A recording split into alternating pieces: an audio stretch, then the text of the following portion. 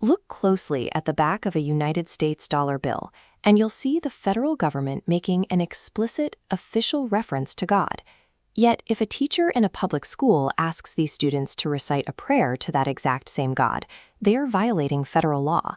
The root of this everyday friction comes down to exactly 16 words written in the First Amendment.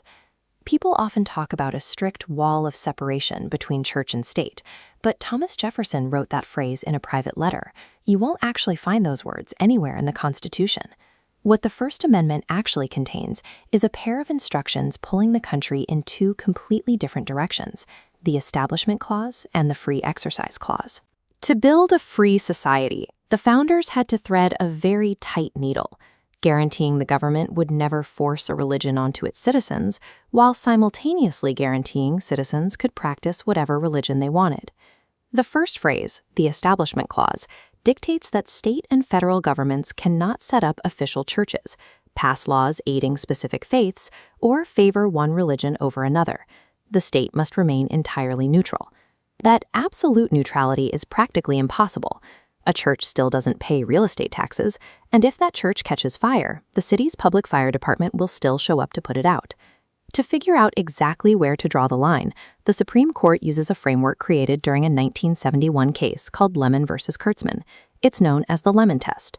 First, any law or government action has to have a strictly secular or non-religious purpose.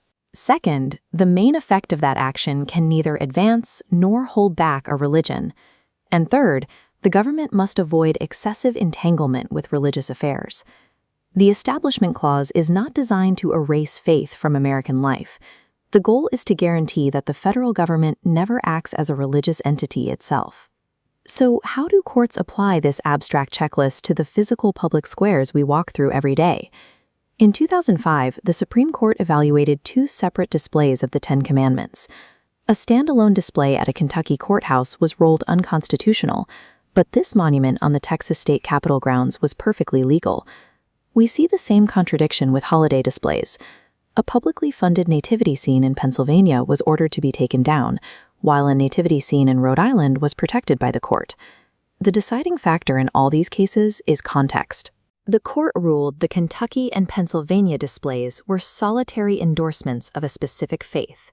The Texas monument and the Rhode Island display, however, were surrounded by secular statues, historical markers, or even a Christmas sleigh.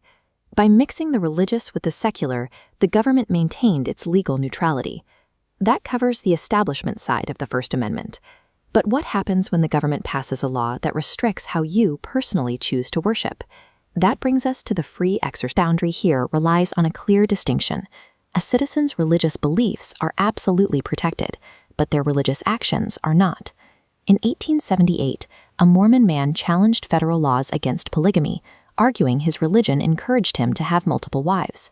The Supreme Court upheld his conviction, deciding that his religious actions violated an important secular law.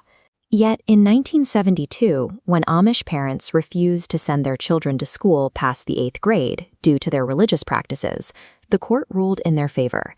The Free Exercise Clause grants citizens the freedom to practice their faith right up to the exact moment those practices conflict with a compelling universal necessity of the state. This raises an inevitable question. What if the government mandates a patriotic action that directly violates a deeply held religious commandment? In 1936, 2 young Jehovah's Witnesses were expelled from their Pennsylvania public school for refusing to salute the American flag. They believed the salute was akin to worshiping an idol. The case went to the Supreme Court, and the court initially ruled against the students. The justices argued that the state's need to foster national unity outranked the children's First Amendment claims. But just 3 years later, another group of Jehovah's Witnesses brought a nearly identical challenge from West Virginia. This time, the court completely reversed its own ruling.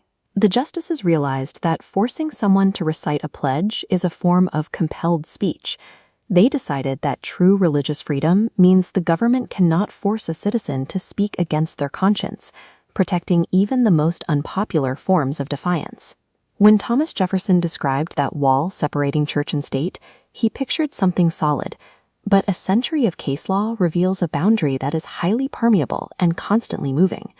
Today, the Supreme Court acts as a permanent referee in an endless negotiation between public spaces and private faith. Every decision is a delicate balancing act. The courts have to ensure the state never transforms into an official church, while making certain it never crushes the faithful under secular law. Those 16 words in the First Amendment don't provide a flawless, static map to solving religious tension.